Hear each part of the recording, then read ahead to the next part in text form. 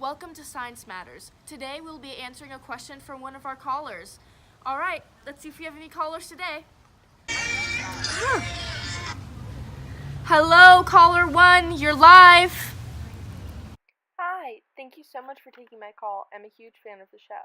My question is, if two sets of identical twins fall in love and have children, will their children be identical? Thank you. That's a really interesting question. I've actually been thinking about that a lot. Well, today in our show, we're going to have three wonderful guest scientists, to be exact, to come on and answer your question. Oh my goodness, thank you. Of course, have a great day. See you soon. Let's welcome our first guest, Dr. Talia Mannering. Hello, Miss Mannering. Hi, thank you so much for having me. So you studied in genetic recombination, is that correct? Yes, I just found it so fascinating, and when I was at school, it was the one subject that really stood out to me and made me want to dig deeper into the topic. Studying genetic recombination, you can really come to understand why the twins could not be identical. That's great. Thank you so much. We'll see you after the break. Thank you. Now we'd like to welcome our second guest, Dr. Terciano.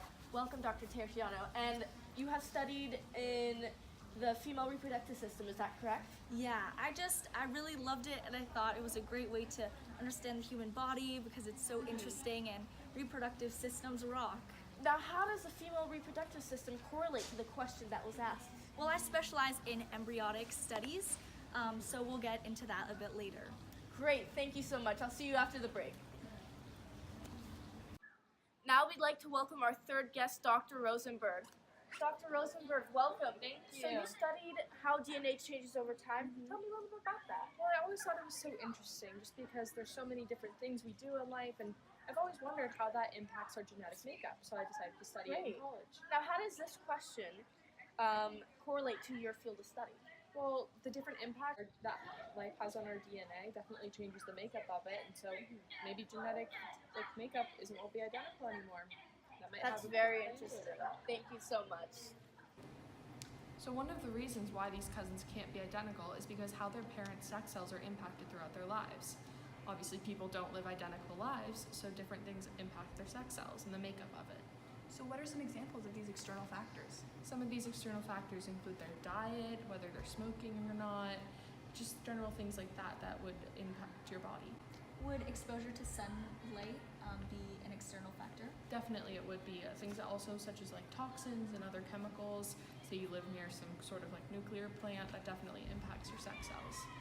Adding on to Dr. Rosenberg's point, another reason that the cousins cannot be identical is because identical twins are created when one embryo is split into two inside of the womb, and this is the only process that allows twins to be identical.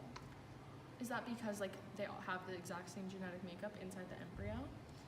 Yes, it is because when they're split into two, they come from the same egg, and that egg has 100% the same DNA.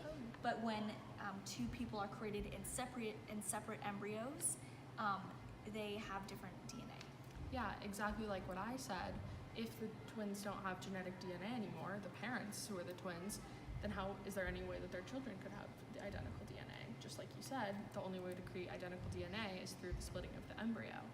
Definitely, if like two people grow inside different wombs, there seems no way that they could be identical. Exactly. So the third and final reason why the cousins cannot be identical is because of a process called genetic recombination. So according to the Dictionary of Biology, genetic recombination is the exchange of genetic material between different organisms, which leads to production of offspring with combinations of traits that differ from either parent. What do some of these traits include? So that can be from like hair color to eye color to kind of like allergies, like things that just like kids usually inherit from their parents. Like that's why you sometimes see a child with blue eyes even though both their parents have brown eyes. So chromosomes swap their genes in a unique way, forming genetically unique eggs and sperm, kind of like you were talking about with the sex cells.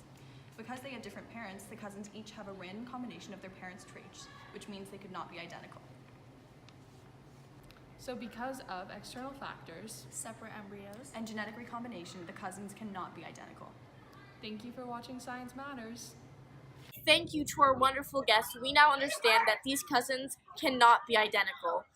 Thank you so much for watching. We'll have next week's episode at 5 p.m. I hope you enjoyed this week's episode. Be sure to hit subscribe, hit a like, comment for us, definitely call us. You can DM us on our Instagram page. We'd like to thank you for watching again. Science matters.